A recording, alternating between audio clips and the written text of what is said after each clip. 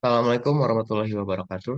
Perkenalkan, saya Muhammad Hafiz Anandita dengan NIM 21108530026. Izin untuk menyampaikan seminar hasil dari penelitian saya yang berjudul Knowledge Diplomacy Universitas Andalas terhadap mahasiswa asing. Baik, selanjutnya. Latar belakang terhadap penelitian ini bahwasanya melihat banyaknya fenomena kerjasama global dalam bidang pendidikan tinggi, yaitu internasionalisasi pendidikan tinggi. Jadi salah satu tahapan atau aktivitas yang memang dilakukan oleh perguruan tinggi dunia yaitu salah satunya membuka akses kepada akses internasional yaitu melalui internasionalisasi pendidikan tinggi. Memang salah satu program atau eh, tahapan yang memang dilakukan dalam internasionalisasi pendidikan tinggi salah satunya yaitu penerimaan mahasiswa asing. Penerimaan mahasiswa asing kepada terhadap eh, perguruan tinggi yang ada di dunia. Memang saat ini pun ini menjadi sebuah fenomena bahwasanya banyaknya penerimaan mahasiswa asing oleh perguruan tinggi di dunia. Ini menjadi sebuah fenomena global yang pada akhirnya ini menjadi sebuah tren. Tren yang memang pada akhirnya dilakukan oleh perguruan tinggi dunia, lalu selanjutnya perguruan tinggi Indonesia, dan pada akhirnya pun juga Universitas Andalas pun mengikuti tren penerimaan mahasiswa asing. Jadi memang di sini bisa dilihat bahwasanya ada tren penerimaan mahasiswa asing yang dilakukan oleh perguruan tinggi di Amerika Serikat, Indonesia, dan juga Universitas Andalas itu sendiri. Harvard University dan Columbia University telah menerima lebih dari 10.000 mahasiswa asing pada tahun 2024. Lalu perguruan tinggi yang ada di Indonesia, Universitas Indonesia dan Universitas Gadjah Mada, penerimaan di atas, melebihi dari 1.000 mahasiswa asing pada tahun 2023 dan 2024, hingga Universitas Andalas itu sendiri melakukan penerimaan mahasiswa asing.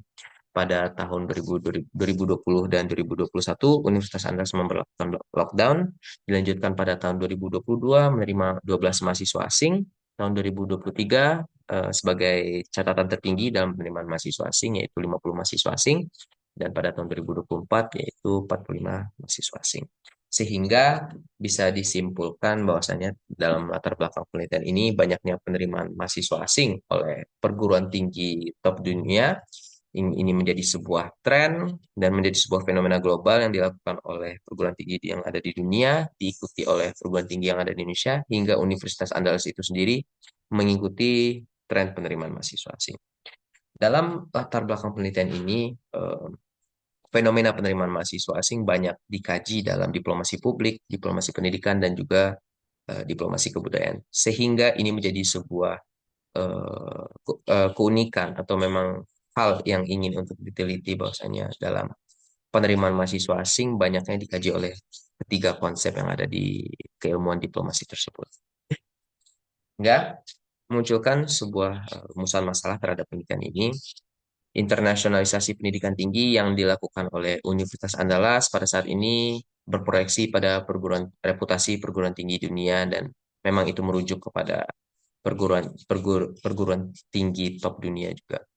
Lalu ini menjadi sebuah eh, langkah yang diambil oleh Universitas Andalas dalam meningkatkan reputasi pendidikan tingginya, institusi pendidikan tingginya dalam aspek penerimaan mahasiswa asing dan internasionalisasi pendidikan tinggi.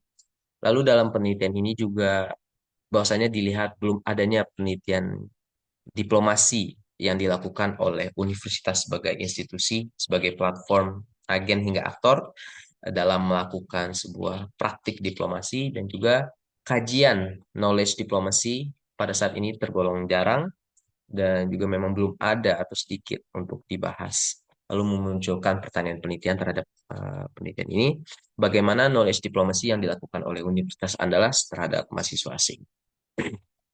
Selanjutnya, tujuan penelitian ini ingin melihat bagaimana praktik diplomasi pengetahuan yang dilakukan oleh Universitas Andalas terhadap mahasiswa asing, lalu mengetahui tujuan dari diplomasi pengetahuan yang dilakukan Universitas Andalas terhadap mahasiswa asing, lalu manfaatnya untuk mengetahui keberhasilan diplomasi pengetahuan Universitas Andalas terhadap mahasiswa asing, lalu ini akan menjadi rujukan atau penelitian tambahan dalam perpustakaan ilmu hubungan internasional Universitas Andalas dalam kajian diplomasi, terutama knowledge diplomasi atau diplomasi pengetahuan, lalu memberikan informasi, pandangan, serta saran ke depannya kepada Universitas Andalas dalam pelaksanaan penerimaan mahasiswa asing. Jadi pustaka yang digunakan dalam penelitian ini pertama akan dibagi terhadap beberapa rujukan, salah satunya itu diplomasi soft power melalui pendidikan dan kebudayaan oleh jurnal Sartika Susilowati dan Ari Bainus, dan juga dalam kajian diplomasi secara utuhnya, yaitu Knowledge Diplomacy in International Relations and Higher Education oleh Janek eh, pada tahun 2022, dan juga Challenge and Opportunities in Higher Education, Diplomacy of World Class Universities in Indonesia, Analyzing the Network Environment of Public Diplomacy pada tahun 2022. Lalu untuk melihat aspek student mobility dan juga student exchange akan melihat merujuk kepada Research on Study Abroad Mobility and Student Exchange in Comparative Education Scholarships pada tahun 2012 karya Bernhard Streckwiser.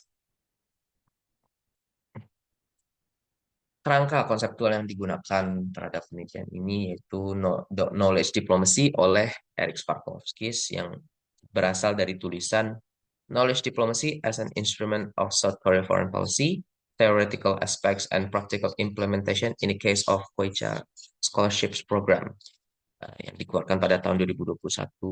Jadi memang knowledge diplomacy berakar dari tulisan atau pandangan salah satu akademisi yaitu Jane Knight.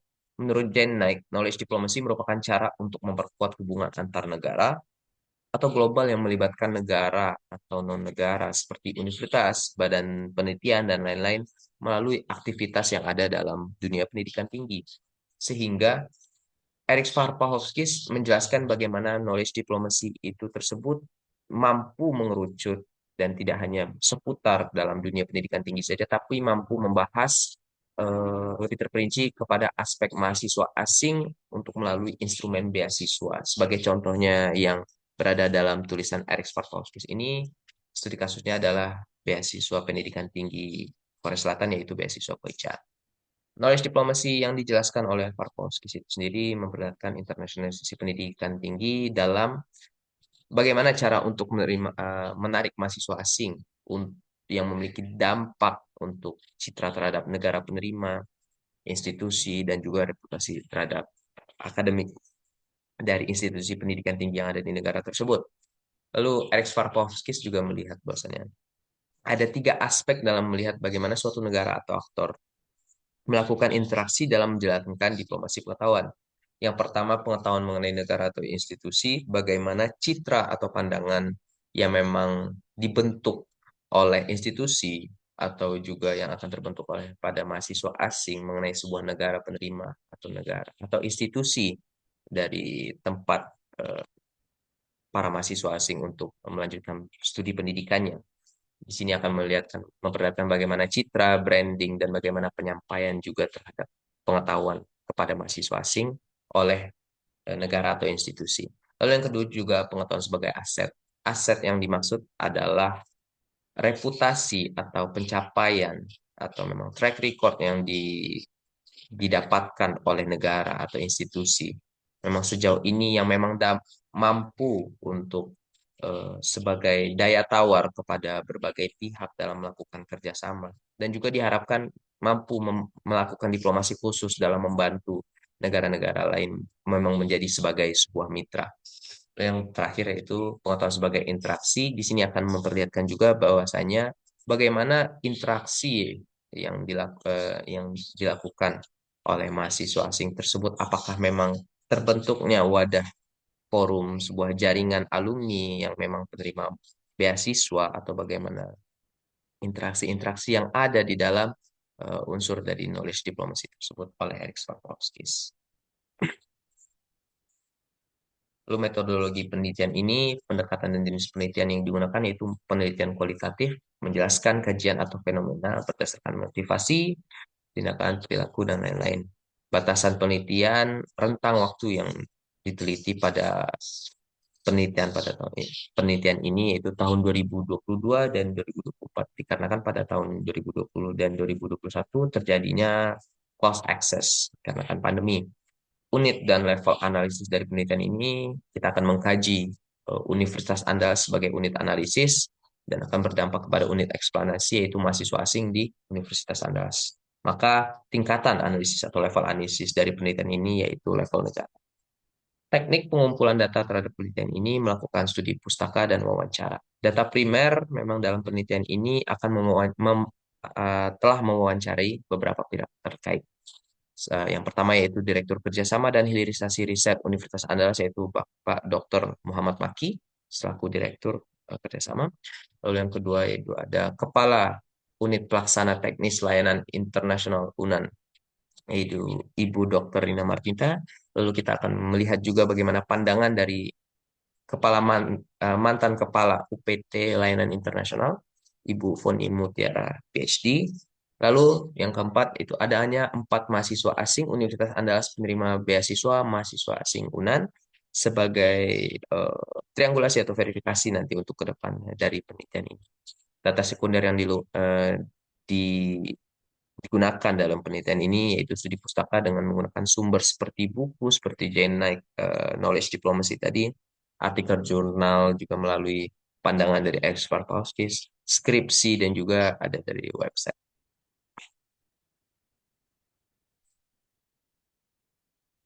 Teknik analisis data pada penelitian ini menurut Miles dan Huberman menganalisis dan merelevansikan data melalui pengajuan pertanyaan analitis dan dicatat dimulai dari awal hingga akhir penelitian. Dan pada tahapan pertamanya yaitu akan melakukan reduksi data, memilih data yang relevan dan mampu digunakan dalam penelitian menggunakan metode open dan actual coding. Menurut Juliet Corbin dan Anselm Strauss. Jadi dalam reduksi data ini setelah dilakukannya sebuah wawancara, wawancara tersebut dibuatlah sebuah transkripsi tulisan hasil dari wawancara tersebut dan pada akhirnya dikategorisasikan melalui tahapan metode open dan actual coding. Open coding itu sendiri merupakan tahapan kategorisasi dan juga actual coding menghubungkan kategorisasi tersebut sehingga menjadi sebuah unsur yang sama dalam sebuah premis atau memang argumentasi dari penelitian ini. Lalu akan penyajian data yaitu teknik memaparkan data bisa berbentuk chart, naratif, dan grafik, dan lain-lain. Dan pada saat penelitian ini menggunakan tabel dan juga berbagai eh, pemaparan data yang lainnya. Lalu pada akhirnya penarikan kesimpulan yaitu conclusion drawing, data yang sudah dikategorisasikan dan disesuaikan akan ditarik kesimpulan dan dilakukan verifikasi atau pemastian. Terus sistematika kepenulisan ini untuk pada bab satu yaitu bab pendahuluan. Kedepannya akan membahas bab 2 Universitas sebagai agen knowledge diplomacy, bab 3 mahasiswa asing sebagai target knowledge diplomacy, bab 4 analisis dari diplomasi pengetahuan Universitas Andalas, dan yang terakhir yaitu bab 5 kesimpulan dan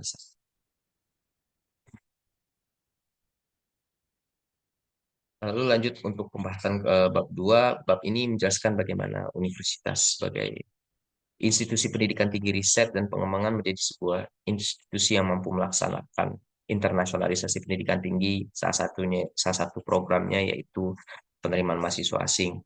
Temuan dalam penelitian dalam bab ini bahwasanya penerimaan mahasiswa asing dari universitas itu sebagai internasionalisasi mampu menimbulkan citra atau memang pandangan terhadap institusi maupun negara hingga pada akhirnya ini menjadi mendapatkan profit goods atau memang sebuah pendapatan dari universitas itu sendiri. Dalam bab 2.1 pada pembahasan pertama yaitu universitas dalam kajian diplomasi publik. Kajian seputar mahasiswa asing, pemberian beasiswa, student mobility itu banyak sekali dikaji dalam kajian diplomasi publik. Karena pada dasarnya, diplomasi publik tersebut merupakan komunikasi oleh negara kepada publik internasional yang digunakan untuk menarik publik internasional, terutama mahasiswa asing. Tapi kembali lagi merujuk kepada grand konsep yang ada dalam diplomasi publik menurut Nicholas J. Cole pada dasarnya 5 aspek yang dikemukakan oleh Nicholas J. Cole salah satunya yaitu international exchange itu dapat dikorelasikan dengan educational exchange yang sehingga bisa menghasilkan soft power dan memang kajian mengenai penerimaan mahasiswa asing, student mobility, yang memang pada dasarnya negara yang memang untuk menggerakkannya pada akhirnya itu pada awalnya memang sebuah kajian diplomasi publik dan banyak bahas di kerangka konseptual tersebut. Ini bisa dilihat juga pada studi kasusnya peran Republik Rakyat Tiongkok dalam menjadikan beasiswa asing Schwarzman sebagai instrumen ke dalam institusi pendidikan tinggi Republik Rakyat Tiongkok. Dalam menerima mahasiswa asing tersebut, Republik Rakyat Tiongkok menggunakan instrumen beasiswa asing dari pihak luar untuk menarik bagaimana mahasiswa asing tersebut untuk bisa belajar atau mengenyam pendidikan di negara Republik Rakyat Tiongkok. 2.2 Universitas dan Knowledge Diplomacy. Sehingga dari kajian eh, diplomasi publik tersebut, eh, kajian yang selaras bagaimana membahas eh, diplomasi dan juga dunia pendidikan tinggi. Poin pembahasan dalam Universitas dan Knowledge Diplomacy itu menghubungkan keilmuan HI, yaitu ada diplomasi, diplomasi publik, kebudayaan dan pendidikan, itu menghubungkan dengan dunia pendidikan tinggi. Lalu ini memang bisa dilihat bahwasanya knowledge diplomasi merupakan salah satu cabang konsep yang memang ada berakar dari diplomasi publik yang memang terfokus untuk membahas bagaimana fenomena kajian yang ada dalam dunia pendidikan tinggi. Sehingga ini memunculkan pertanyaan oleh McGill and Patterson, apakah institusi melampaui cakupan dan kedaulatannya dalam melakukan kerjasama?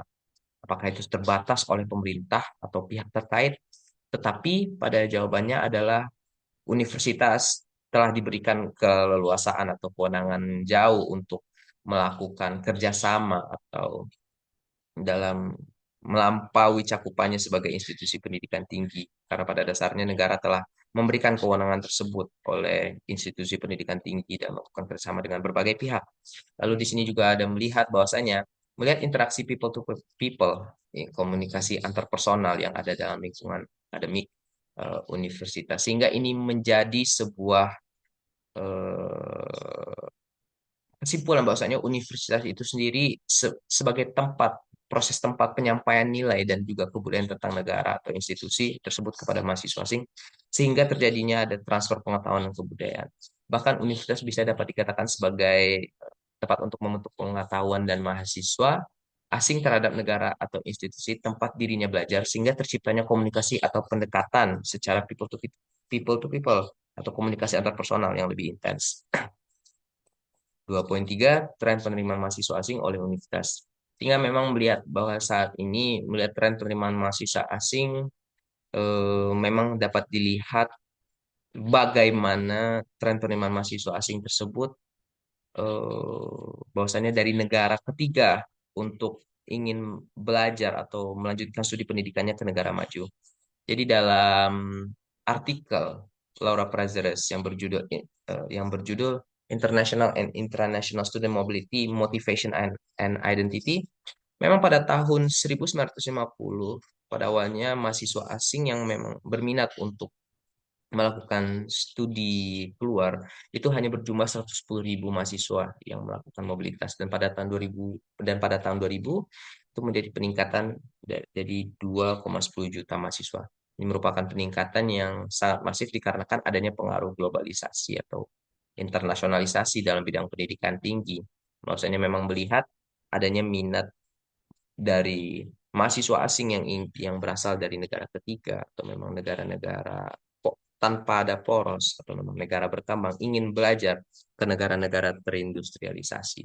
Di tahun 2004 terdapat 5 negara maju yang menerima setengah dari gelombang penerimaan mahasiswa asing dari seluruh dunia, yaitu ada Amerika Serikat, Inggris, Jerman, Prancis, dan Australia. Makanya ini menjadi sebuah adanya dominasi atau adanya ketimpangan dalam penerimaan mahasiswa asing yang biasanya mahasiswa asing lebih berminat untuk eh, belajar atau memang adanya negara dominasi dalam penerimaan mahasiswa asing yang memang negara tersebut memakai sistem pendidikan tinggi yang berdasarkan Anglo-Saxon, yaitu memang sistematika dari Inggris dan juga menggunakan bahasa Inggris sebagai ground floor language atau menggunakan sebagai bahasa dasar terhadap penelitian atau dalam dunia pendidikan tinggi. Lalu akan melihat bahwasanya dalam poin 2.4 pentingnya internasionalisasi pendidikan tinggi universitas dalam program penerimaan mahasiswa asing. Memang salah satu tujuannya dilakukannya pentingnya internasionalisasi pendidikan tinggi universitas dalam program penerimaan mahasiswa asing yaitu sebagai pembentukan intelektual masyarakat yang siap menghadapi globalisasi untuk kedepannya. Tetapi ini merupakan sebuah jawaban yang cukup normatif dan memang jika untuk dikaji lebih dalam lagi di sisi lain pada dasarnya internasionalisasi pendidikan tinggi tersebut adanya dilakukan proses komersialisasi dengan tujuan profit. Memang meskipun memang pada dasarnya ada tujuan tertentu yang bertujuan untuk profit atau keuntungan terhadap institusi atau negara, tetapi perolehan pengetahuan bahasa dan kultur, transfer pengetahuan dan teknologi ini menjadi eh, sebuah manfaat yang memang lebih eh, yang lebih dapat yang manfaat lebih yang didapatkan ketika pentingnya dalam melakukan internasionalisasi pendidikan tinggi terutama terhadap mahasiswa asing. Makanya manfaat yang diberikan terhadap mahasiswa asing maupun universitas itu bersifat resiprokal atau hubungan timbal balik atau bersifat mutual, bersifat menguntungkan satu sama lain. Tapi memang uh, dalam beberapa tahapan dalam internasionalisasi pendidikan tinggi tersebut memang perlu beberapa perhatian dalam melaksanakan internasionalisasi yang mampu menjadi hambatan baik itu dari sisi negara maupun dari institusi ini tersebut. 2.2.5 proyeksi Universitas Andalas di dunia pendidikan tinggi.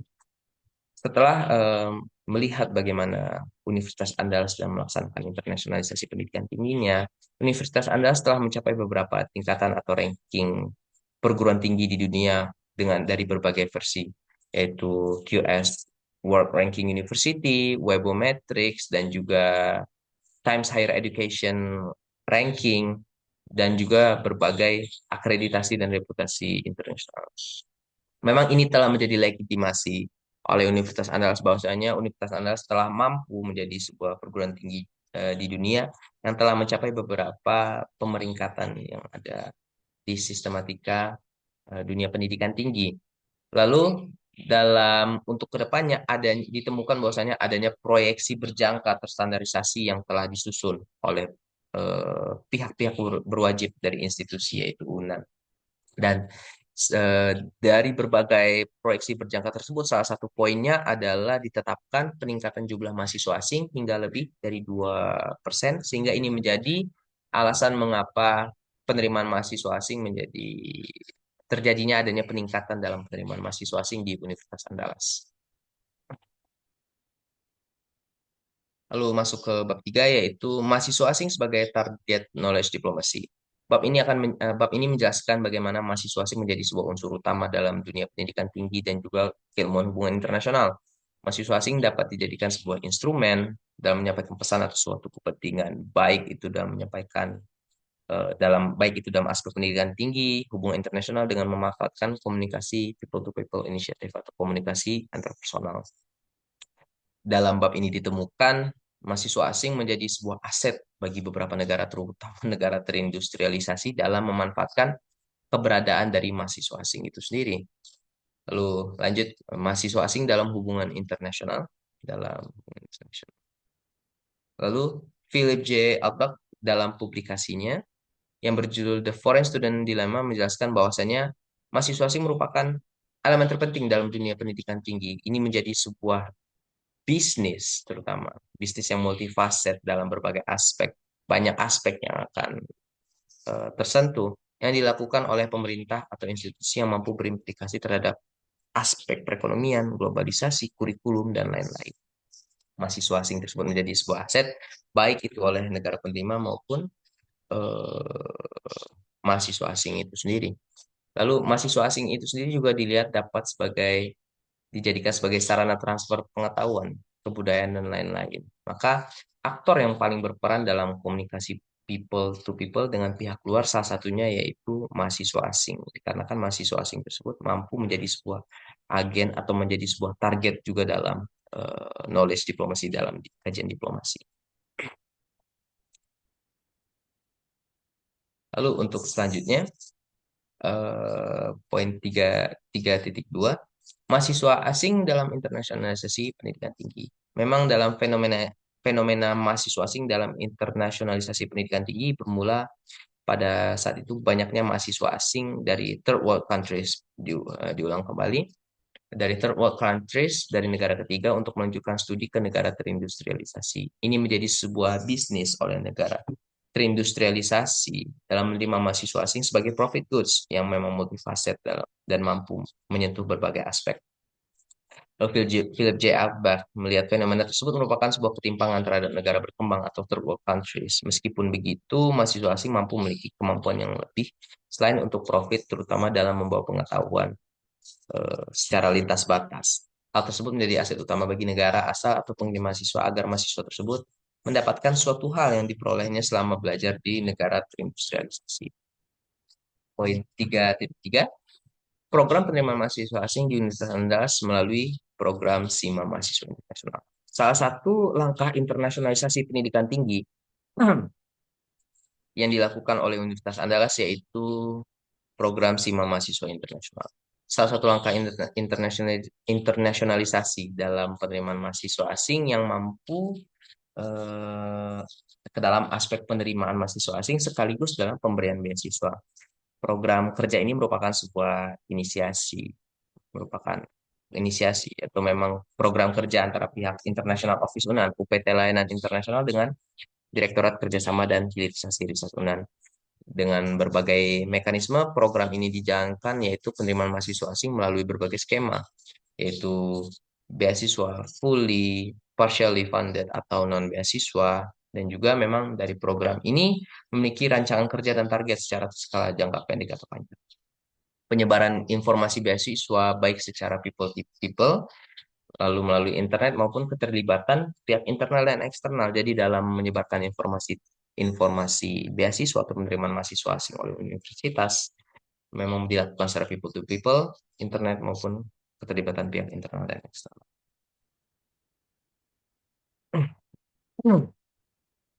Analisis diplomasi pengetahuan Universitas Andalas. Jadi ditemukan dalam bab ini akan membahas sesuai dengan kerangka konseptual yang disampaikan oleh Eric Varpolskis, yaitu pertama aspek dimensi pengetahuan mengenai negara atau institusi, pengetahuan sebagai aset, dan juga pengetahuan sebagai interaksi. Sehingga bisa disimpulkan dalam temuan yang ada di lapangan dengan berbagai hasil wawancara dan juga studi pustaka, maka dalam bab 4 ini akan dibagi berdasarkan dimensi konsep. Dimensi konsep yang pertama yaitu pengetahuan mengenai negara dan institusi. Jadi melihat bahwasanya Universitas Andalas dalam menyampaikan pengenalannya terhadap institusi atau negara ternyata ada melalui pengenalan melalui media sosial, terutama melalui Facebook, Instagram, Telegram, dan website internasional resmi dari Universitas Andalas. Ini menjadi sebuah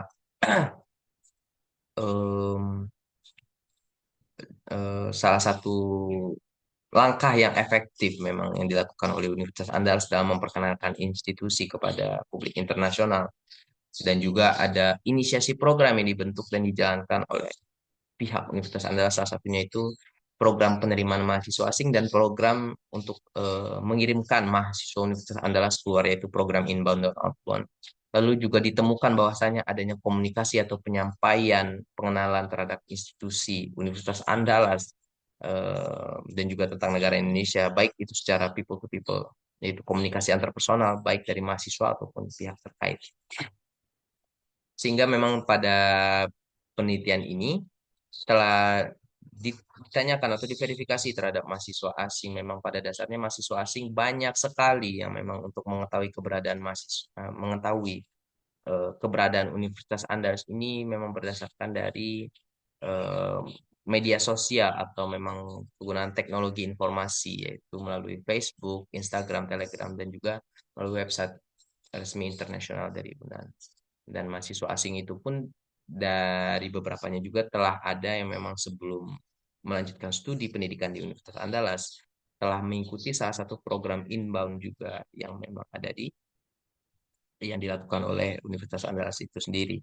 Lalu beberapa mahasiswa asing pun juga memang mengetahui atau memang mengetahui keberadaan Universitas Andalas itu sendiri sebelumnya memang berdasarkan dari adanya komunikasi people to people antar personal, baik itu mahasiswa asing dengan salah satu mahasiswa asing yang ada di UNAN juga. Lalu dimensi konsep yang kedua, melihat bagaimana pengetahuan sebagai aset. Universitas Andalas dalam pencapaian dan kontribusinya telah mencapai tahapan konsorsium, telah tergabung dalam konsorsium universitas dan badan-badan lain. Ini menjadi legitimasi juga bahwasanya Universitas Andalas turut dalam berbagai kegiatan atau aktivitas dalam dunia pendidikan tinggi, baik itu secara skala regional, nasional, dan juga internasional. Lalu Universitas Andalas pada saat ini telah mencapai ranking peringkat dari Universitas Andalas itu telah dikeluarkan oleh berbagai organisasi atau website atau salah satu badan yang memang badan pemeringkatan dari pendidikan tinggi itu institusi pendidikan tinggi itu sendiri, yaitu QS World Ranking University, Times Higher Education World Ranking, dan juga ada Webometrics. Lalu dalam menyampaikan keunggulannya atau aset dari UNAN itu sendiri, UNAN ternyata memang juga membranding atau memang menyampaikan bahwasanya UNAN ini sebagai green campus atau kampus hijau dengan lingkungan yang asri atau lingkungan yang hijau. Sehingga ini menjadi daya tarik oleh mahasiswa asing. Lalu beberapa mahasiswa asing pun memang juga mengetahui bahwasanya UNAN ini telah mencapai beberapa pencapaian dan kontribusi dalam dunia pendidikan tinggi, lalu juga ada dalam ranking peringkat universitas institusi pendidikan tinggi, dan ada juga salah satu motivasi mahasiswa asing em, untuk mengapa melanjutkan studi pendidikan di Universitas Andalas, yaitu dikarenakan lingkungan kampusnya yang hijau atau yang dikenal sebagai Green Campus. Dimensi konsep terakhir yang ketiga yaitu pengetahuan sebagai interaksi. Setelah melakukan wawancara, pada saat ini disimpulkan bahwasanya belum adanya wadah forum jaringan yang terlegitimasi dan terstruktur. Pada dasarnya, dalam penerimaan beasiswa mahasiswa asing, salah satunya kita merujuk kepada Chevening Scholarship, Australian Awards, dan juga Fulbright, seluruh alumni penerima memang diwadahi atau memang dikumpulkan dalam suatu wadah forum jaringan yang memang nanti itu merupakan sebuah komunikasi atau memang wadah interaksi antara mahasiswa asing dengan pihak terkait, baik itu institusi ataupun negara. Tetapi sampai sejauh ini, Universitas Andalas itu sendiri belum adanya wadah forum jaringan yang terlegitimasi dan terstruktur dan hanya sebatas grup atau memang grup media sosial yang memang secara informal. Tetapi dalam melakukan interaksi tersebut, dalam melakukan penyebaran pandangan terhadap institusi pendidikan UNAN, temuan dari dimensi konsep ketiga yaitu bahwasanya mahasiswa atau alumni tersebut telah mempromosikan atau memang menyampaikan bagaimana itu Universitas Andalas kepada publik internasional, baik itu secara komunikasi interpersonal, people to people tersebut. Tapi memang yang pada dasarnya mahasiswa asing tersebut ini merupakan inisiatif dirinya sendiri dalam melakukan pengenalan terhadap Universitas Andalas itu sendiri. Baik itu ada juga dari arahan Universitas Andalas dalam pemberian beasiswa. Lalu dalam bab 5 penutup dari penelitian ini disimpulkan bahwasannya dari penelitian ini adanya penyampaian pengenalan terhadap institusi UNAN dan negara Indonesia melalui media sosial, website internasional resmi UNAN, lalu pihak UNAN juga menjalankan program penerimaan mahasiswa asing dan mengirimkan mahasiswa UNAN ke luar negeri sebagai salah satu upaya internasionalisasi. Dalam penyampaian pengenalan ditemukan adanya komunikasi atau penyampaian secara people to people baik dari mahasiswa ataupun pihak terkait dari lapisan tapak bawah, dari lapisan mahasiswa dalam memperkenalkan negara dan institusi. Lalu poin kesimpulan yang kedua yaitu Universitas Andalas juga menggunakan pencapaian kontribusi dan reputasi dari UNAN diantaranya Universitas Andalas telah tergabung dalam konsorsium universitas dan badan lain. Memang dalam ranking pemeringkatan pun Universitas Andalas juga ada menggunakan pencapaiannya tersebut sebagai untuk melakukan diplomasi khusus. Lalu juga UNAN juga membranding dirinya atau memang menyampaikan bahwasanya lingkungan UNAN yang Green Campus atau kampus hijau sebagai aset yang dimiliki untuk menjalankan diplomasi khusus atau kerjasama dengan pihak lain bahkan dalam membantu pihak lain. Ini menjadi sebuah daya keunggulan yang dimiliki oleh UNAN hingga saat ini. Yang terakhir yaitu belum adanya wadah forum jaringan mahasiswa asing yang belajar di UNAN yang terlegitimasi dan terstruktur guna menciptakan pertukaran pengetahuan dan pandangan yang mutualisme dan berimplikasi luas kepada seluruh publik internasional. Tapi dalam temuan penelitian ini juga bahwasannya didapatkan bahwasannya mahasiswa atau alumni telah mempromosikan UNAN baik dari itu arahan maupun inisiatif di luar dari wadah forum yang belum terbentuk secara terlegitimasi dan terstruktur. Lalu saran terhadap penelitian ini untuk kedepannya, topik pada penelitian ini sangat terfokus kepada salah satu institusi pendidikan tinggi negara, sehingga penelitian ini belum banyak yang menelitinya. Maka dari itu, peneliti menyarankan adanya penelitian lanjutan, terutama menganalisis penerimaan mahasiswa asing dari negara atau institusi lain. Lalu yang kedua, diperlukannya lagi penelitian yang lebih merinci terhadap poin aspek dari konsep ini. Karena kan penelitian ini tergolong multifaset yang memang sangat banyak aspek yang memang akan teriris atau akan terkena. Dan banyak aspek yang memang memungkinkan sulitnya untuk melihat fenomena yang terfokus dan penelitian ini yang cukup bisa mengambang. Sehingga penggunaan konsep ini menghasilkan penelitian yang terfokus dan terstruktur. Maka diharapkannya adanya penelitian yang lebih terfokus dan terstruktur. Karena memang banyak aspek sekali dalam mengkaji penerimaan mahasiswa asing atau memang knowledge diplomacy itu yang akan tersentuh. Baik itu secara kajian diplomasi, baik secara kajian student mobility, dan hal lain-lain. Dan cukup sekian terhadap dari penyampaian seminar hasil dari penelitian saya. Uh, Mohon maaf apabila ada kesalahan atau salah dalam kata atau ucapan. Wabillahi taufiq wal hidayah. Assalamualaikum warahmatullahi wabarakatuh. Terima kasih.